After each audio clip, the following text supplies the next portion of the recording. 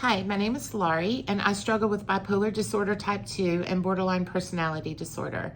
So I have been going through a really difficult time over the last month. My whole entire world is just crashing in around me.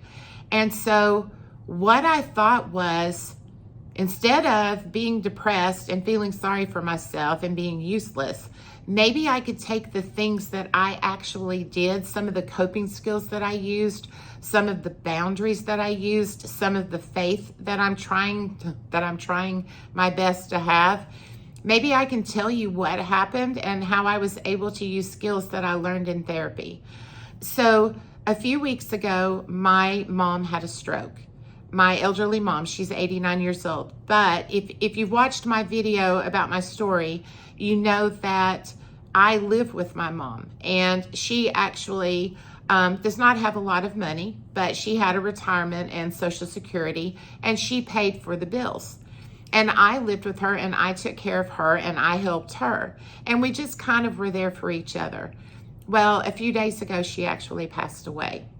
So not only am I grieving her death, but I also am scared because I have enough money in the bank to take care of me for the next 3 months. And after that, I have nothing.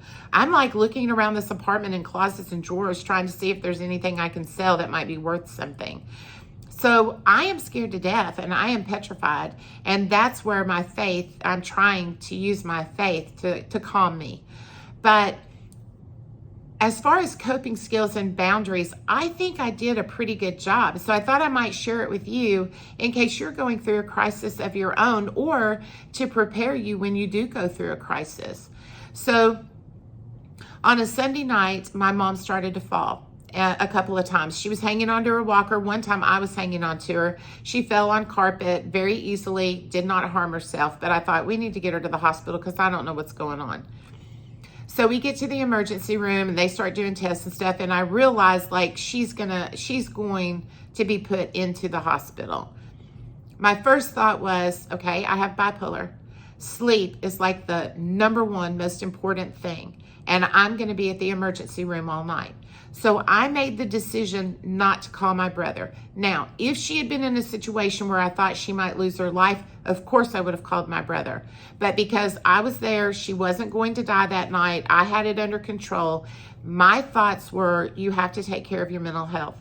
And if you're here all night at the emergency room and then them getting her into a room, it's going to be morning time before you can get out of here, and you're going to need sleep. So you need to call your brother in the morning. So I waited until 8:30 in the morning. And that was about the time they were getting her into a room, and I called. And he said, well, why didn't you call me last night? And I explained, just like I explained to you, and he said, okay. He said, well, I'm coming down. I'll sit with her. You go home and get sleep. And so I came home and I took a sleeping pill and I slept all day. So anyway, my mom was in the hospital, and I am someone who, well, sometimes I'm just scared of people. Sometimes I'm afraid to leave my apartment. Sometimes I get panicky and I get overwhelmed and I get depressed and I have all of these emotions, and I'm like, what am I supposed to do? How am I going to do this? Like, I need to be at that hospital every day. I need to check on my mom. She needs to know I'm there for her, and I don't need to leave her alone. I need to make sure everything's going okay. And so I was like, okay, this is what you're going to do. You're going to go up there every day, but you know with bipolar that you have trouble sleeping at night. You know it's usually very late, and so usually you try to sleep in the morning. So you're not going to plan on going until after lunch, like around 12 noon. And you can go around noon, and then you can stay for about 4 hours, and then you can ask your brother or a friend if they have a chance, could they stop by in the evenings and check on her. That way you get to come home and be away from people and away from all of the chaos at the hospital, and you get a chance to have some breathing room, and mom has somebody checking on her, and she's not alone for all those hours. And so that's what I did. Well, one day I had a full-on panic attack and started hyperventilating. And I just could not face leaving this apartment. I was so scared, and I just wanted to feel safe. So I called my brother and I said, I need you to go today instead of this evening. And so he did. And I called my best friend, who her parents were friends with my parents, so I knew I could count on her. And I said, can you stop by this evening? You don't have to stay a long time. I said, she just needs somebody to go in and check on her. And she said, yes, I can do that. Now, I will tell you the next day that when I got there, my mom was mad at me.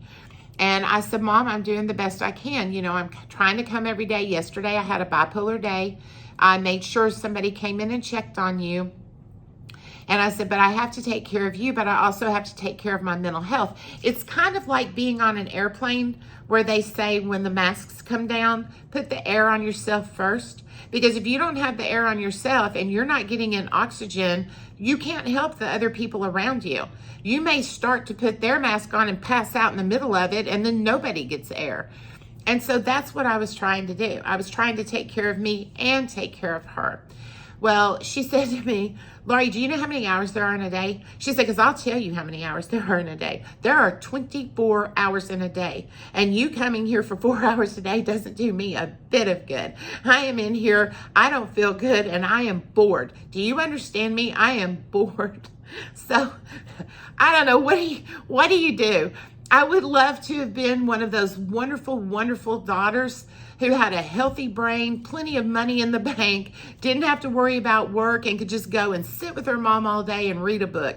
But that's not me. That's not who I am. Listen, she should have done a better job of, you know, in the gene pool if she wanted me to have a healthy brain and be that kind of daughter. But I did the best that I could. So anyway, it got to the point where we could see that she was really going downhill. The stroke was progressively getting worse, and the stroke was continuing. And so anyway, she wanted to come home. She kept saying, I want to go home today. I don't want to be here. I've got family that I need to see. I've got great grandkids that I need to see. So we got hospice. They were going to come out, and I had to come home, and I had to clean up and get things out. I actually was running off adrenaline and anxiety. That's how I was getting things done, to be honest with you. I was just running off adrenaline and getting done what I had to do. You know, sometimes even with bipolar depression, whatever it is, there's certain things that you just have to do. And you just try to balance things out around you as best you can to get done what you have to do, and then crawl back in your bed as soon as possible. So we did get her home. And the first couple of days, she was able to visit with people, and then she started going downhill. It was really hard and difficult to take care of her. Mostly, it was hard and difficult to watch her suffer. Yes, they were giving her pain medicine, and they were giving her medicine for anxiety, but we knew her body was shutting down, and I could see her heart was, you know, bouncing all over the place. I'm not going to go into all the details, but for me, I was scared. I was scared that she could feel it. I was scared that she could feel everything that was going on, and I was afraid for her, and I hated watching her struggle like that.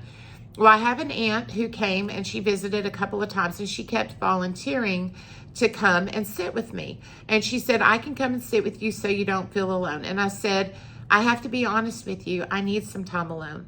I need some time by myself. I need, when she's sleeping and I've got her changed and everything, you know, I need to go to my bed and I need to curl up where I feel safe. And she's like, well, then I can come sit with your mom. And she said, I can just sit in there and take care of her, and then you don't have to worry about anything. Well, the problem is my aunt is as old as my mom. And so she couldn't change her diapers and get her medicine and do what needed to be done. And so I realized that, you know, I was having hospice come in and out, visitors come in and out, and I didn't need someone to sit with me. I actually needed time alone, and I was desperate for it. And I had to tell her, I said, I love you, and I'm not trying to keep you away. I want you to come visit whenever you want to, but I don't want somebody sitting at the house all day. And I said, I need time alone. I need time to go in my bed and rest. I need to just be by myself and watch a 30-minute sitcom on TV to try to relieve my mind and not have to worry about somebody being in the house and have to worry about visiting with someone. Now, if I told her that once, I told her that a half a dozen times because she kept volunteering every day. And I was like, no, please. Now, I love her, and she was only trying to be helpful and kind, and she was actually checking up on me and stuff, but I just knew that I needed to be alone, so I set boundaries.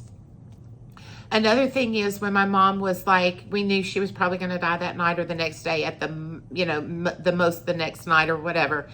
I had some friends that said, hey, we'd love to stop by and visit. Now, they had already visited her in the hospital, so they had seen her. And I said, you know what, guys? I said, she is so close to death. And I said, I would rather nobody be here except for me, my brother, and perhaps my nephew. I said, we've even told my nephew, don't bring your kids. And I said, people talk about when people are dying that they actually see their loved ones around them.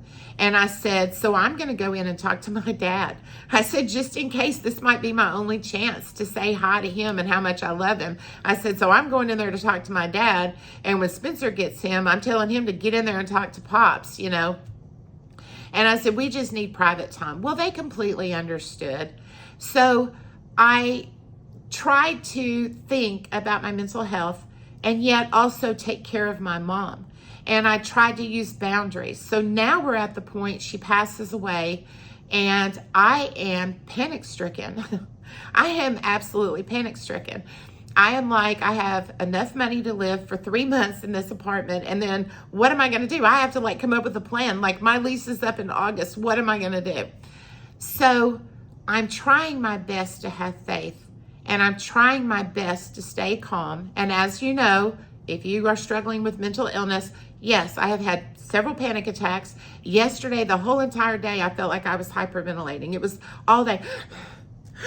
It was just I'm not trying to be melodramatic. I mean, literally all day. It felt like I had been kicked in the gut. And it was all I could do to get my breath. And it's like, I don't have perfect faith in God. I don't have perfect faith. I am not that type of person, but I'm doing my best. I'm reading a psalm at night as a prayer. I am praying. I have friends, because I put notices on Facebook and stuff. I have friends that are praying for me. And I will tell you this, I felt the peace of God during this experience. I honestly and truly can tell you that I felt the presence of God. And I still had days where I hyperventilated or had a lot of anxiety. And yet, again, mental illness is different than your peace with God. And yet, overall, for the most part, I had a peace and I was able to get done everything that I needed to get done. And I think a lot of that had to do with prayer. And so that's been my experience, and that's what I kind of did. And maybe that will help you if you're going through a crisis, to learn to use your coping skills during the crisis and to use your boundaries.